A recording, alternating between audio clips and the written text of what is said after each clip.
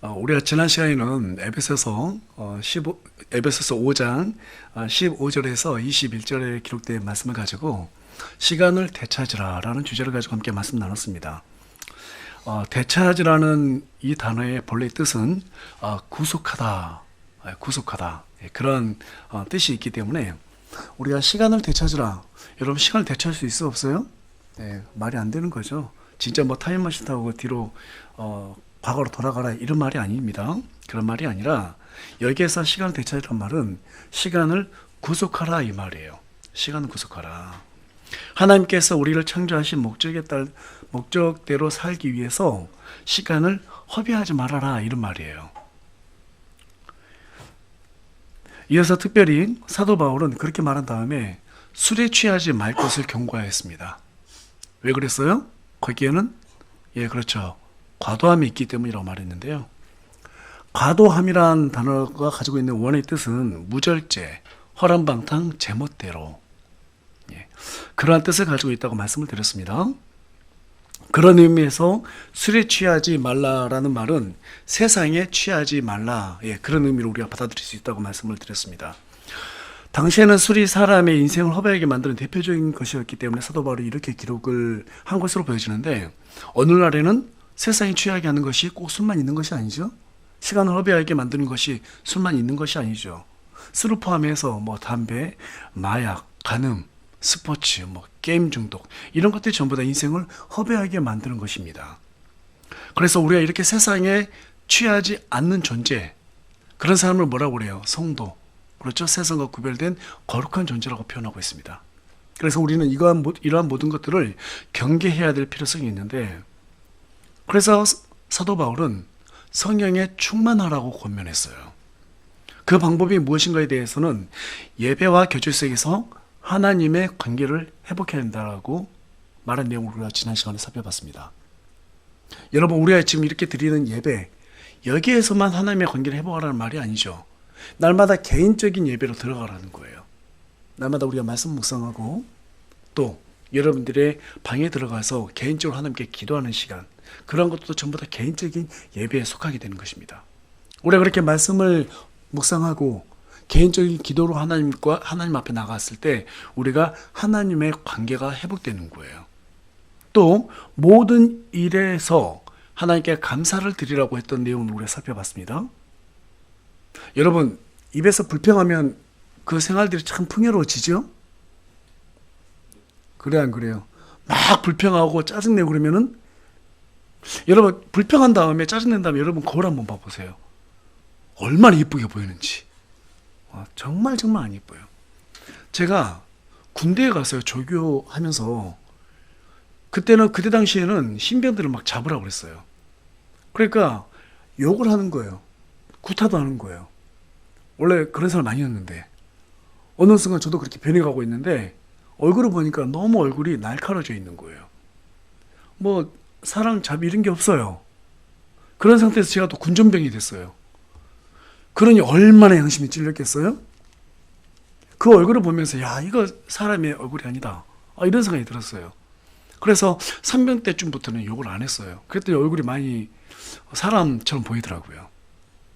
여러분, 우리가 불평하고 짜증내고 그렇게 살다 보면 하나님과의 관계가 멀어져요. 우울해져요. 항상 모든 것이 삐딱하게 보이거든요.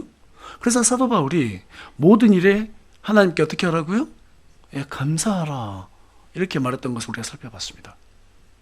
그리고 마지막으로 하나님을 두려워하는 가운데서 서로에게 복종하라고 그렇게 권면했던 내용을 우리가 마지막으로 살펴봤는데요. 여기에서 서로 복종하라는 말은 무슨 말일까요? 하나님의 말씀으로 디모데후서 3장 16절에 기록된 것처럼 교리와 책망과 바로잡음과 의로 교육하기에 유익한 이 성경을 기준으로 해서 우리가 서로 어떻게 하라고? 권면하라, 그런 말이기도 하죠. 그런데 구체적으로 사도 바울은 서로에게 복종하라, 여기에서 서로를 부부관계로 매칭을 시켰어요. 왜 그렇게 부부관계에 매칭을 시킨 다음에 서로에게 복종해야 된다라고 말했냐면 그것이 곧 교회와 그리스도의 관계를 나타내고 있기 때문입니다. 그래서 사도 바울은 32절에 가서 보니까, 오늘 본문 32절에 가서 보니까 그 교회와 그리스도의 관계를 뭐라고 표현했어요? 큰 신비라고 표현했어요. 큰 신비. 여러분, 신비가 뭐예요? 미스테리죠. 알려주지 않으면 알 수 없는 거예요. 신비예요. 얼마나 설교를 잘 듣는지 다시 한번 여러분께 좀 질문해 봤으면 좋겠는데, 여러분, 비밀하고 계시하고 차이가 뭐라고 그랬어요? 비밀과 계시. 비밀은 알려주면 다 아는 것들이죠. 하지만 계시는 알려줘도 모르는 거예요. 숨겨져 있는 거예요. 그러니까 여기에서 교회와 그리스도의 관계가 구약에서는 숨겨져 있었다라는 거예요. 예. 그런데 그 숨겨진 것을 신약에서 어떻게 드러냈느냐면, 교회는 그리스도의 신부의 역할을 맡은 존재다. 또 우리 예수 그리스도는 신랑 되신다. 그렇죠? 그래서 남편은 그리스도 역할을 맡았고 아내는 교회 역할을 맡았다라는 것이 사도 바울의 이 성경 기록을 통해서 하나님께서 우리에게 보여주고 있다는 사실입니다. 하지만 여러분, 교회가 하나님을 섬기려면 어떻게 섬겨야 돼요? 철저하게 말씀에 따라서 섬겨야 되는 거죠. 그렇게 살 때 섬길 수 있는 것입니다. 하지만 그 일은 단순한 일이에요, 어려운 일이에요? 사실은 단순한데 우리의 마음이 복잡하기 때문에 단순하지가 않는 거예요. 쉽지가 않는 거예요. 그래서 사도 바울이 이것을 자세하게 설명하기 위해서 남편과 아내, 다시 말해서 결혼에 대한 관계를 통해서 각자에게 의무를 부여해줘요. 그리고 그 의무대로 살아갔을 때 너희들이 그리스도를 섬길 수 있다. 그래서 우리가 한마디로 표현하면 어떻게 예수님을 섬길 수 있는가 하는 것을 알려주기 위해서 각각 이 부부에게 한 가지씩 의무를 주고, 그리고 서로 거기에 복종해라, 이것을 알려준 거예요. 그래서 오늘은 서로에게 복종하라 라는 주제를 가지고 함께 말씀을 나누기를 원합니다. 예. 특별히 돌아오는 주에 결혼할 우리 조은혜 자매, 예. 상당히 남편이랑 같이 왔으면 상당히 좋았을 뻔했어요. 예. 오늘 우리가 이 말씀을 나눌 때 다시 한번 우리가 하나님 앞에서 어떤 존재이고 무엇을 위해서 살아가고 있고 또 어떻게 살아가야 하는지 이전보다 더 선명하게 그렇게 알아볼 수 있는, 알 수 있는 귀한 시간이 되기를 소망합니다. 앞서 말씀드린 바와 같이 오늘 본문은 남녀간의 결혼을 통해서 두 가지의 진리를 제시하고 있어요. 하나는 남녀간의 결혼을 통해서 그리스도와 교회 관계를 설명하고 있고, 다른 하나는 남편과 아내의 의무를 통해서 교회가 그리스도를 어떻게 섬겨야 하는지에 대해서 설명하고 있습니다. 먼저 사도 바울은 결혼을 통해서 그리스도와 교회 관계를 어떻게 묘사하고 있는가, 왜 이것을 큰 신비라고 말했는가, 그것부터 우리가 알아보기를 원하는데요. 어떻게 묘사했는가? 자, 우리 30절 말씀 다 같이 큰 목소리 읽어보도록 하겠습니다. 읽겠습니다. 시작. 이는 우리가 그분의 몸과 그분의 살과 그분의 뼈들에 속한 지체들이기 때문이라. 여기에서 우리라고 하는 것은 교회예요. 고린도전서 1장 2절에 가서 보니까 교회가 뭐라고 말해요? 네, 그리스도를 믿는 사람들의 모임이에요. 이 건물이 교회가 아니에요. 예, 에클레시아라고 하는 이 원어는 모임을 얘기하는 거예요. 그것을 교회라고 표현하는 거예요. 오늘날 많은 분들이 이 교회에 대한 개념을 건물로 생각했기 때문에 크게 지어야 된다 막 이렇게 생각하는데요. 그게 아닙니다. 성전은 뭐라고 그랬어요? 우리의 몸이 성전이라고 그랬어요. 그렇죠? 왜 그래요? 하나님께서 우리 안에 내주하고 계시기 때문에, 믿는 자마다 내주하고 있기 때문에 우리의 몸을 몸된 성전이라고 불렀어요. 그럼 하나님 믿는 사람들은 우리의 몸을 함부로 굴려야 되겠죠? 예. 제가 반어법을 자꾸 사용하니까 정신 안 차리면 또 거기서 아멘 하게 됩니다. 아니요 그래야 되는데 아멘 막 이렇게 하면 안 돼요. 예. 우리의 몸을 거룩하게 치장해야 돼요. 그래서 여기에서 말하는 우리가 그분의 몸과 그분의 살과 그분의 뼈들에 속한 지체들이니라, 이 말은 우리가 교회다 이 말이에요.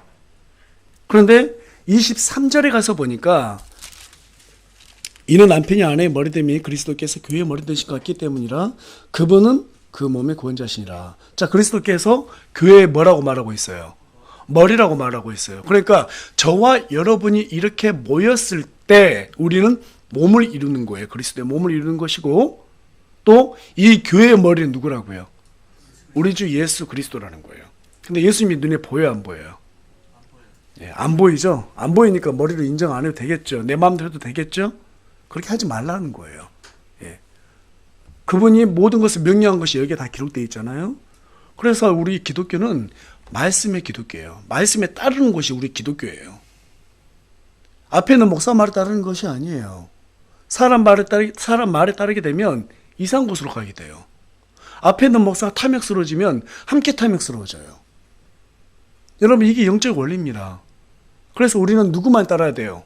그리스도께서 우리 교회의 머리라는 것을 인정했다면 말씀을 중심으로, 말씀을 기준으로 따라야 된다는 사실이에요. 믿으십니까? 네.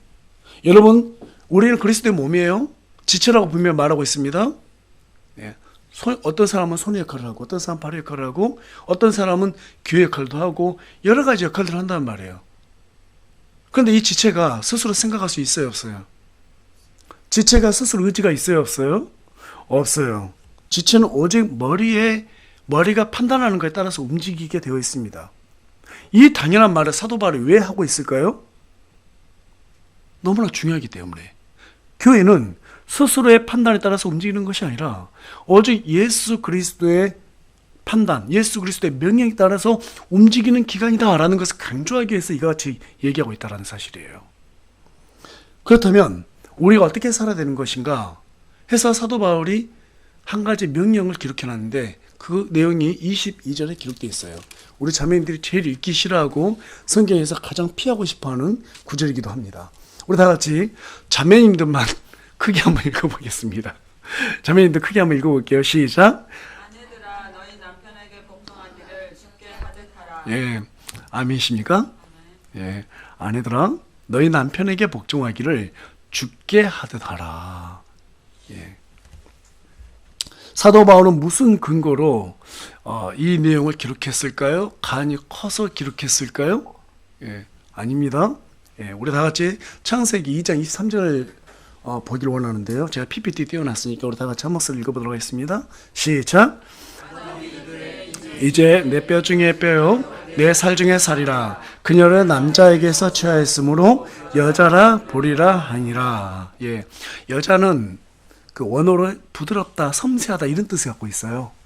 근데 여자가 창조된 목적이 뭐예요? 남자를 조력하기 위해서 창조됐죠? 그런데 여기에서 여자라 불렀던 이유가 뭐냐면 남자에게서 취해졌기 때문이라고 말하고 있습니다. 예. 여러분, 누구에게서 여자가 취해졌다고요? 남자에게서 취해졌다고요. 남자의 무엇에 의해서 여자가 창조되었는가? 이게 창세기 2장 21절에서 22절에 기록되어 있습니다. 이 역시 우리 다 같이 한 목소리 읽어볼까요? 시작. 주 하나님께서 아담을 깊은 잠에 빠지게 하시니 그가 잠들매 그분께서 그의 갈비뼈 중 하나를 취하시고 그것 대신 그 주변에 살을 메우신 뒤 주 하나님께서 남자에게서 취한 그 갈비뼈로 여자를 만드시고 그녀를 남자에게 데려오니. 자, 여러분, 여자가 남자의 어느 부분에서 취해졌어요? 예, 남자의 갈비뼈를 우리 하나님께서 취하셨어요. 그렇죠? 그리고 그 취한 갈비뼈를 여자가 만들어졌단 말이에요. 그러니까 여자는 남자를 위해서 만들어진 것이지 남자가 여자를 위해서 만들어진 게 아니에요. 제가 지금 강 큰 소리 하고 있나요? 두렵습니다. 그런데 너무 그렇게 우리 자매님들이 고깝게 들 필요가 없어요. 왜냐하면 뒤에 보면 남자들은 더 큰 책임이 있거든요. 예. 여기에서 여러분, 아담은 무엇이냐, 어떤 존재냐, 로마서 5장 14절에 따르면은 오셔야 할 그분의 모형이라고 말하고 있어요. 계속해서 고린도전서 15장 45절에 가서 보면 마지막 아담이 살려주는 형이다 이렇게 표현하고 있어요. 마지막 아담. 예. 이 땅에 오셔서 우리를 죽음으로 살려주시는 그분이 누구세요? 예수님이시죠. 예수 그리스도예요. 따라서 인류 최초의 사람, 이 아담은 예수 그리스도를 예표하는 인물이라는 거예요. 이미 하나님께서 아담을 창조하실 때 바로 그리스도를 예표하기 위해서 아담을 창조해 놓은 거예요. 하나님께서 아담의 갈비뼈로, 자, 그렇다면, 여기서 우리가 절대 빼먹지 말아야 될 한 가지, 잊지 말아야 될 한 가지가 뭐가 있냐면, 아담이 또 깊은 잠에 빠졌습니다. 자, 그렇다면 깊은 잠에 빠졌다는 것은 무엇을 의미하고 있어요? 예, 죽음을 의미하는 거예요. 그리스도의 죽음. 성경에서 보면 여러 가지로 보면 성도들이 죽었다라고 표현하지 않고 잠이 들었다 이렇게 표현을 많이 합니다. 그래서 성경에서 죽음은 잠으로 표현이 됩니다. 근데 지금 아담이 최초에 하나님께서 마취를 하시고, 그렇죠? 그냥 깊은 잠에 빠지고 난 다음에 갈비뼈를 하나님께서 치유하셨어요. 수술을 받았어요. 그리고 다시 살아나죠? 부활을 얘기하는 거예요. 그리고 그걸로 인해서 누가 생겨나요? 이브가, 여자가 만들어져요. 그래서 여자는 뭐의 상징이에요? 교회를 상징하는 거예요. 그와 같이 나중에 구약 성도들은 이게 무슨 의미인지 전혀 몰랐어요. 아까 여러분들께 신비가 뭐라고 그랬어요? 계시가 가르쳐줘도 모른다고 그랬죠? 구약 성도들은 알 수가 없었어요. 그런데 신약이 와가지고 예수님께서 십자가에 못 박혀 죽으셨어요. 깊은 잠, 아담의 깊은 잠입니다. 죽으셨어요. 죽으신 다음에 로마 병사 와가지고 창으로 예수님의 옆구리, 갈비뼈를 찌르죠. 그때 모든 피가 다 쏟아져 나옵니다. 그리고 이 교회, 다시 말해서 우리가 구원을 얻을 수 있는 모든 베이스가 완료가 된 거예요. 그래서 예수님께서 마지막 죽으실 때 뭐라고 말씀하셨어요? 다 이루었다 이렇게 얘기하는 거예요. 이제 내가 너희들을 구원했어. 구원할 수 있어. 예. 그래서 구원받은 우리가 모여서 교회를 이루게 된 겁니다. 그래서 여러분, 아담이라는 존재는 우리를 위해서 죽어주실 예수 그리스도를 예표하고 있고, 그 안에서 그분의 살과 뼈가 전부 다 어떻게 돼요? 찢겨지고 몸이 부셔져서 이 교회라는 기관이 탄생하게 된 거예요. 그래서 사도 바울이 지금 남자와 여자의 관계를 통해서 우리에게 뭔가를 알려주고자 하는 거예요. 그래서 여러분, 성경에서 지금 사도 바울이 에베소서 5장에서 남자와 여자 관계가 나타날 때는 단순히 야 아내들아 복종해, 이 말이 복종해야 되는 건 맞아요. 그런데 단순하게 그냥 여자한테만 얘기하는 것이 아니라 누구한테 얘기하는 거예요? 지금 우리 교회들한테 얘기하는 거예요. 교회들한테. 그렇다면 사도 바울은 왜 여자들에게 이와 같이 얘기했느냐? 여자들이 남편의 말에 복종할 때마다 교회를 떠올리라고 하는 말이에요. 또 남편들도 마찬가지예요. 아내들이 복종할 때마다 내가 그와 같이 교회에서 교회 질서에 따라서 하나님 말씀에 복종하고 살아야 되겠구나, 이렇게 생각하라는 의미에서 우리 사도 바울이 에베소서 5장에다 기록해 놨다는 거예요. 부부 관계는 어때요? 밤에 잠들 때 얼굴 쳐다보죠? 눈 뜰 때도 제일 먼저 쳐다보죠. 그런 의미에서 하나님께서 부부 관계를 통해서 이 교회와 그리스도의 관계, 복종에 대한 내용을 주신 것은 항상 볼 때마다 떠올리라는 거예요. 밤낮으로 떠올리라는 이 말이에요. 우리는 하나님의 말씀에 복종하고 살아야 된다. 그래서 아내들에게 복종을 얘기한 겁니다.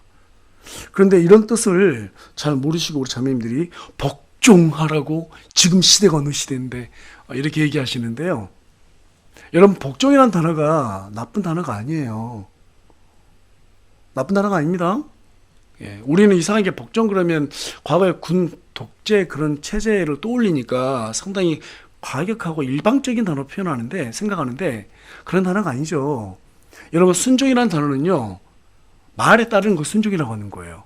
그러니까 우리의 생각과 판단과 상관없이 그냥 말하면 따라야 되는 것이 바로 순종이고요. 복종이라고 하는 것은 어떤 사람에게 주어진 권위, 그 권위 범위 내에서만 따르는 게 복종이에요. 그러니까 여러분, 순종은 야 너 가서 뭐 훔쳐와, 그러면 예 알겠습니다 가야 되는 거예요. 이게 순종이에요. 그것을 우리나라에서 뭐라고 표현해? 맹종이라고 표현하죠. 그런데 맹종이라는 단어는 없습니다. 원래 없어요. 그런 단어는 우리나라에서만 사용하는 단어예요. 예. 그래서 맹종이라는 단어하고 순종이라는 단어는 사실상 같은 의미를 갖고 있어요. 복종은 뭐라고 그랬어요? 복종, 권위의 범위 내에 따르는 거라고 그랬죠.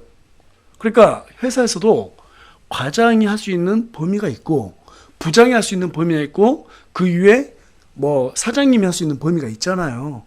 그러면 과장이 할 수 있는 범위 내 벗어난 곳에서 부하 직원한테 일을 시키면 부하 직원은 그 말에 따를 필요가 있어요, 없어요? 따를 필요가 없죠. 그럼 월권행위가 되는 거니까. 그게 바로 복종이에요. 그러니까 남편들에게 복종하라 이 말은 뭔 말이냐면 남편들의 권위로서 아내들에게 요구하면 아내들은 그것을 따라야 된다 이 말이에요. 이해가 되셨죠? 그러니까 이 단어를 잘 모르고 무조건적으로 막 복종 나쁜 단어, 우리에게 막 구속하려는 단어 이렇게 생각하면 안 된다 이 말이죠. 그렇게 하면 어떻게 질서가 유지되겠습니까? 가정에서. 그렇겠죠? 예. 그래서 사도 바울이 이와 같이 지금 표현하고 있는 거고요. 그렇다면 이제 교회는 예수님과 어떤 관계 이루어가야 될까? 네. 이 역시 사도 바울은 남자 여자 관계를 통해서 설명하고 있는데요. 우리 다 같이 31절 말씀 다 같이 읽어보도록 하겠습니다. 시작. 이런 까닭으로 남자가 자기 아버지와 어머니를 떠나 자기 아내와 결합하여 그들 둘이 한 육체가 될지니라. 이 말씀도 역시 창세기 2장 24절의 말씀은 사도 바울이 인용해서 가져온 말씀인데 제가 읽어보겠습니다. 창세기 2장 24절입니다. 그러므로 남자가 자기 아버지와 어머니를 떠나 자기 아내와 연합하여 그들이 한 육체가 될지니라. 이 말씀은 인류 최초의 주례사입니다. 인류 최초의 주례사예요. 여기서 가장 중요한 단어가 뭐냐면 연합이라는 단어, 연합하라는 거예요. 물론 여기에서 남자와 여자 연합은 그리스도와 교회의 연합을 의미합니다. 남녀가 만나서 여러분 왜 결혼해야 돼요? 그냥 사귀면 되지. 왜 결혼해야 돼요? 사랑하기 때문에 결혼하죠. 그럼 사랑하기 때문에 왜 결혼해야 돼요? 사랑하면 무엇이든지 함께 하고 싶어 하거든요. 그렇지 않습니까? 예, 함께 살고 싶고 뭐래도 함께 먹고 싶어. 이게 바로 인간의 어떤 그 본능에서 하나님께서 본능으로 만들어 놓은 것 같아요. 그래서 결혼이라는 것을 하게 되는 거죠. 우리 하나님께서도 그와 같이 우리를 너무나 사랑하세요. 그렇기 때문에 우리와 하나가 되고 싶어 하세요. 하나가 되고 싶어 하세요. 또 여기서 보니까 둘이 한 육체가 되라고 말하고 있어요. 예, 한 육체가 되라고 말하고 있습니다. 이건 무엇을 의미하느냐면 앞으로 우리 하나님께서 우리와 한 육체가 된다는 것을 계시하고 있는 신비예요. 그래서 처음에 하나님께서는 우리 인간과 어떤 관계를 유지했어요? 창조자와 창조물의 관계를 시작했죠. 그러다가 시간이 지나면서 왕과 백성의 관계로 발전합니다. 그리고 더 시간이 지나면서 목자와 양의 관계가 되죠. 그리고 또 시간이 지나면서 우리 예수님이 자기 자신을 신랑이라고 표현하세요. 너희가 신부라고 표현합니다. 신랑과 신부, 부부관계로 발전해요. 그러다가 또 뭐로 발전해요? 아예 우리 몸 안으로 들어오셨다고 그래요. 그 예수님의 이름, 다른 이름으로 뭐라고 그래요? 임마누엘이라고 하는 거예요. 우리와 함께 하시는 하나님. 아예 내가 너 속으로 들어갈게. 그래서 창세기 2장 24절에서 두 사람이 한 육체가 되어라. 이 말은 뭔 말이냐면 교회하고 예수님은 한 몸을 이루었다. 예수님이 머리시고 우리가 그분의 지체다 이 말이에요. 이것을 구약 성도들이 알 수 있었을까요? 절대 알 수 없었어요. 절대로 알 수 없었어요. 그래서 이것은 미스테리라고 표현했던 거예요. 그런데 창세기 2장 24절에서 우리가 한 가지 조금 이해하기 어려운 부분이 있어요. 뭐냐면 저도 성경 그렇게 지금까지 40년 이상 읽었는데 왜 이런 의심 안 해봤지 하는 구절이 있습니다. 뭐냐면 아담하고 이브한테 육신의 부모가 있었어요? 없었어요? 없었잖아요. 인류 최초의 인간인데 아버지 어머니를 떠나라고 지금 주례사를 주셨거든요. 떠날 부모가 없잖아요. 그런데 왜 이와 같이 말씀하셨을까? 이게 우리가 잘 생각해 봐야 될 내용인 거예요. 하나님께서 약간 실수하셨나? 그게 아닙니다. 이 부분을 강조하기 위해서 이렇게 말씀하신 거예요. 앞으로 태어날 자녀들에게도 분명히 네가 이 얘기를 해줘야 된다. 이 얘기를 하기를 원해서 우리 하나님께서 아담과 이브에게 부모를 떠나라고, 아버지 어머니를 떠나라고 얘기했던 겁니다. 여러분, 사람에게 있어서 육체적으로, 정서적으로 가장 닮고 의지하고 있는 사람은 부모죠. 내 아버지가 아무리 싫어도 내 얼굴을 보면 아버지가 닮았어요. 닮은 곳에 있어요, 없어요? 난 아버지 닮기 싫어. 그래도 그 싫다고 하면서 그 안에 성격이 아버지께 있단 말이에요. 아버지의 DNA를 받았으니까. 어머니가 아무리 싫어도요, 어쩔 수 없이 어머니의 모습이 나한테 다 있단 말이에요. 그렇죠? 있어요. 그리고 우리는 아무리 어머니, 아버지가 싫다고 하더라도 정서적으로, 육체적으로 그분을 닮고 의지하고자 하는 마음이 있어요. 없을 수가 없어요. 예. 결혼할 때 남녀들, 우리 남편만 의지하면 돼. 내 아내밖에 없어. 그러다가 부부싸움 하면은 여자들은 어디로 가요? 친정으로 가요. 예. 남자들은 오지 마! 그렇죠? 예. 그냥 문 때려 잠그고. 예. 제 얘기하는 거예요. 저희도 그런 시절이 있었거든요. 그런데 하나님께서는 철저히 떠나라는 거예요. 완전히 독립이 되라는 거예요. 독립이 되라. 예. 예수님께서도 육신의 어머니 있었습니다. 그런데 마태복음 12장 48절에서 50절 가서 보면 누가 내 어머니냐? 누가 내 형제들이냐? 누구든지 하늘에 계신 내 아버지의 뜻을 행하는 자, 바로 그 자가 내 형제여 자매여 어머니니라 하시니라. 남자는 결혼하면 한 가정의 가장입니다. 그래서 부모를 떠나서 아내와 함께 독립적으로 하나님의 뜻을 이루어야 돼요. 여러분, 제가 살면서 관찰해 보니까요, 어떤 가정이 조금 고부간의 갈등이 심하냐면 효자의 가정이에요. 남자들이 지나치게 부모에게 효도하잖아요. 며느리만, 그렇죠? 나쁜 사람도 있어요. 효자인 어머니는 그 아들을 보내주기 싫은 거예요. 그리고 며느리한테 빼앗겼다 생각하는 거예요. 그런데 참 신기하죠? 하나님께서 남자들에게 지금 이 말을 하고 있거든요. 남자가 아버지와 어머니를 떠나라고 그래요. 너 이제 그만 부모를 떠나. 그렇지 않으면 아내가 어려워지잖아요. 이걸 미리 아셨던 거예요. 그래서 이제 아내하고 연합해야 돼. 부모하고 연합은 끝났어. 지금 이 얘기하는 겁니다. 그리고 네가 가장이기 때문에 이제 교회로 들어가. 그리고 거기에서 교회를 섬기면서 하나님의 영광을 위해서 살아야 된다. 지금 이 얘기를 해주고 있는 거예요. 그래서 남성 동지 여러분, 어떻게 해야 된다고요? 결혼하면 우리 찬이 형제 어떻게 해야 돼? 그렇죠. 부모로부터 의지하는 거 벗어나야 돼요. 경제적으로도 독립해야 되고요. 정서적으로 완전히 독립해야 돼요. 그리고 아내와 함께 하나님을 섬겨야 되는 거예요.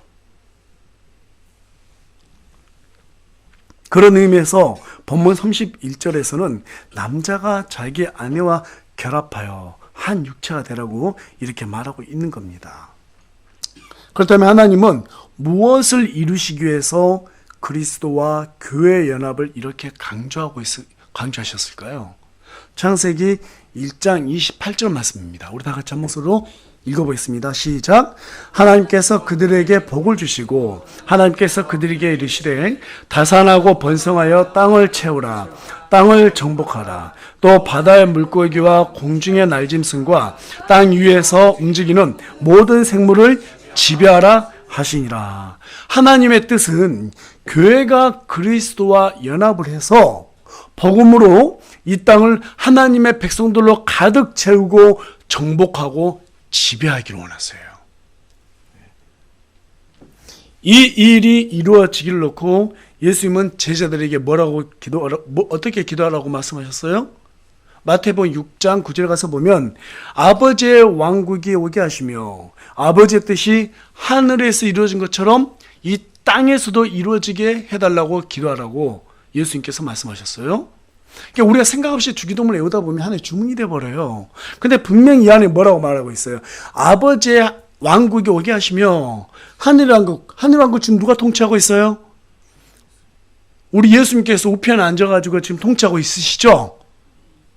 그와 같이 이 땅에서도 하나님 왕국이 이루어져야 된다는 거예요. 그런데 아담이 선악과를 먹음으로써 통치권을 빼앗겨버렸어요. 누구에게? 마귀에게. 그래서 이 땅의 지금 왕은 누구예요? 마귀예요. 예수님께서 이 땅에 오신 이유가 뭐냐면 우리를 마귀의 머리를 멸하시고 우리를 하나님의 왕국 백성이 되게 하셔서 마지막에는 그 마귀를 완전히 몰아내고 이 땅을 하나님의 왕국으로 만들게 하기 위해서 예수님께서 오셨단 말이에요. 그래서 하늘의 왕국이 이 땅에서 이루어지게 달라고 기도하라고 말했던 거예요. 누구를 통해서? 저와 여러분, 교회를 통해서. 그렇다면 이제 우리는 이 일을 위해서 무엇을 어떻게 해야 될까요? 사도 바울은 아내들과 남편들의 의무를 통해서 교회가 하나님의 뜻을 이루기 위해서 갖춰야 할 내용을 제시해주고 있습니다. 그 내용 우리 앞서 살펴봤던 것처럼 아내들이 어떻게 하라고요? 남편에게 복종해라. 복종해라. 계속해서 23절하고 24절에서 가서 보니까 이는 남편이 아내의 머리됨이 그리스도께서 교회의 머리 되신 것 같기 때문이더라. 그분은 그 몸의 구원자시니라. 그러므로 교회가 그리스도께 복종하듯 그렇게 아내들도 모든 일에 자기 남편에게 복종할지니라. 많은 분들이 요즘 세대가 바뀌었기 때문에 하나님의 말씀도 우리가 다르게 해석해야 된다, 그런 이상한 풍토가 만연해 있는 것 같아요. 그래서 교회에서도 해야 될 말을 못하는 경향이 있습니다. 특별히 요즘 페미니즘은 상당히 이 시대 가운데 하나님의 말씀을 갖다가 질서를 어지럽히게 하는 그러한 문화라고 저는 생각이 들어요. 하나님께서는 분명히 가정의 질서로서 남편을 머리 세우셨고 아내를 갖다가 조력자로 세우셨습니다. 맞죠? 그런데 여러분, 이게 상하관계가 아니에요. 평등한 관계예요. 다만 역할이 다를 뿐이에요. 역할이 다를 뿐이에요. 우리나라는 과거에서부터 지금까지 너무 남편들의 권위를 주장한 나머지 남자가 마치 위고 여자는 아래다, 이런 생각을 하게 만들었습니다. 특별히 오늘날 이슬람 같은 경우는 어때요? 여자를 갖다가 거의 사람으로 인정하지도 않을 정도로 상당히 하대하고 있습니다. 여러분, 그렇게 하면 안 돼요. 남녀관계는 지극히 평등해요. 그런데 지금 페미니즘은 어떤 거냐면 여자가 남자 위라고 생각하게 만드는 거예요. 이건 상당히 잘못된 겁니다. 여러분, 평등해야 됩니다. 맞죠? 평등해야 돼요. 다만 그들에게 주어진 의무만 다를 뿐입니다. 근데 왜 하나님께서는 여자에게 복종을 얘기하느냐? 앞서 제가 쭉 설명을 드렸습니다. 그 근거 구절이 디모데전서 2장 11절부터 14절까지 있습니다. 11절 가서 보니까 여자는 전적으로 복종하며 잠잠히 배우라고 말합니다. 누구에게? 남편들에게. 이 12절에 가서 보면 더욱이 나는 여자가 가르치거나 남자의 권위를 행사하는 것을 허락하지 아니하노니 여자는 잠잠히 있을지니라. 하나님께서 허락 안 하신다는 거예요. 계속해서 13절 가서 보면 이는 아담이 지어지고 그 뒤 이브가 지어졌으며 조력자로 지어졌다라는 거예요. 14절 아담이 속지 아니하고 여자가 속아 범법 가운데 있었기 때문이라. 자, 이렇게 얘기하고 있습니다. 하나님께서 아내들에게 복종을 요구하신 것은 교회가 그와 같이 그리스도의 말씀에 철저하게 복종해야 한다는 것을 함께 사는 남편과 아내들의 관계를 통해서 한시도 잊지 말라는 의미에서 주신 것이지, 뭐 어떤 막 권위를 남발해가지고 야 너 굴복시켜, 이런 의미가 절대 아니라는 거예요. 우리가 하나님 이 질서대로 살아갔을 때 26절하고 27절 가서 보니까 뭐라고 말하고 있어요? 우리 다 같이 한 목소리 읽어보겠습니다. 시작. 이것은 그분께서 말씀을 통해 물로 씻음으로 교회를 거룩히 구별하고 정결하게 하려 하시며 또 그것을 점이나 주름이나 그런 것 없는 영광스러운 교회로 자신 앞에 제시하려 하심이며 교회가 거룩하고 흠이 없게 하려 하심이라. 여러분, 우리 주 예수 그리스도는 완벽하신 분이시죠? 완전하신 분이세요. 그렇다면 그분의 말씀에 따라서 우리가 완전해질 수 있는 겁니다. 그래서 우리가, 교회가 예수 그리스도의 말씀에 따라서 살아갈 때 세상으로부터 점이나 주름 없이 흠잡 없이 완벽하게 거룩해 줄 수 있다라고 사도 바울은 확신했기 때문에 우리에게 어때요? 아내들의 역할을 통해서 우리의 교회 역할을 지금 강조하고 있다는 사실입니다. 믿으십니까? 네. 그런 의미에서 이젠 사도 바울은 남편들에게도 한 가지 의무를 줍니다. 우리 다 같이 25절 큰 목소리로 읽어보겠습니다. 시작. 남편들아, 너희 아내 사랑하기를 그리스도께서 또한 교회를 사랑하사 교회를 위해 자신을 주신 것 같이 하라. 여러분, 이거 엄청나게 두려운 말씀이에요. 아내들은 그냥 복종만 하면 돼요. 근데 지금 남편들에게 뭘 요구하고 있어요? 복종 정도가 아니에요. 우리 예수님께서 교회를 위해서 자신을 주신 것 같이 어떻게 주셨어요? 예, 좀 더 크게 얘기해 보세요. 어떻게 주셨어요? 죽음으로 주셨어요. 그렇죠? 예. 그러니까 아내들 어떻게 사랑하라고 말하고 있냐면 네 목숨을 바쳐서 사랑하라는 거예요. 그러니까 여러분 이렇게 따지면 지금 여자들이 손해요, 남자들이 손해요? 뭐 손해라고 표현하기 좀 이상하긴 하지만 누가 더 어려워요? 복종하는 게 어려워요? 죽는 게 어려워요? 죽는 게 훨씬 더 어렵죠. 그렇죠? 예. 그래서 아내들에게는 복종을 요구하고 있는데 남편들에게는 죽음을 요구하고 있어요. 죽기까지 사랑해라. 쉬운 일 아니죠? 바락바락 대들고 어떨 때는 막 남편 대우 안 해주고 그럼에도 불구하고 하나님께서 사랑하라는 거예요. 사랑하는 거예요. 꼭 이 대목에서 어떤 남자들은 그렇게 말합니다. 성경이 지금 에베소서 5장 가서 보니까 아내들에 대한 복종을 먼저 요구하고 있기 때문에 복종해야 사랑할 수 있는 거 아닙니까? 근데 분명히 지금 25절은 뭐라고 말하고 있어요? 그리스도께서 교회를 사랑하사 교회를 위해 자신을 주신 것 같이 하라. 여러분 교회가 먼저 예수님께 복종했어요? 하나님께서 먼저 사랑해 주셨어요? 답 나왔죠? 예. 아내들이 좀 못마땅해 도요. 남편들은 먼저 사랑해야 돼요. 남편들이 아내들을 사랑했을 때 아내들은 복종하게 돼 있어요. 맞아요? 안 맞아요? 그러니까 아내들이 복종하지 않으면 내가 아직 아내를 충분히 사랑하지 못하고 있다라는 뜻이에요. 예. 제 아내도 무조건 제한테 복종하거나 그러진 않았거든요. 근데 이 말씀을 보면서 은혜가 아니라 상당히 부담을 가졌어요. 근데 어느 순간 사랑이 먼저구나 이걸 깨달았어요. 그래서 5가지 사랑의 언어라는 책을 읽어보고 참 시도를 많이 했습니다. 우리 아내는 사랑의 언어가 봉사더라고요. 그래서 어느 순간부터 설거지가 제목이 되었고 여기에 주부습진이라고 하더라고요. 가서 보니까 그런 것도 걸리고요. 청소도 했더니 그 다음부터 되게 기뻐하는 거예요. 그래서 그 기쁜 모습이 좋아서 열심히 설거지하고 청소도 하고 그렇게 살았더니 우주의 평화가 찾아왔습니다. 그런데 너무 힘들더라고요. 그래서 요즘 보니까 식기세척기라는 좋은 것도 생겼고 로봇 청소기도 생겨가지고요. 그거 살았더니 요즘 많이 자유로워졌어요. 여러분 남편의 사랑이 먼저예요. 어떻게 사랑해야 된다라는 거예요? 목숨을 버리기까지 사랑해야 된다라는 거예요. 내 몸처럼 사랑해야 된다라는 거예요. 예.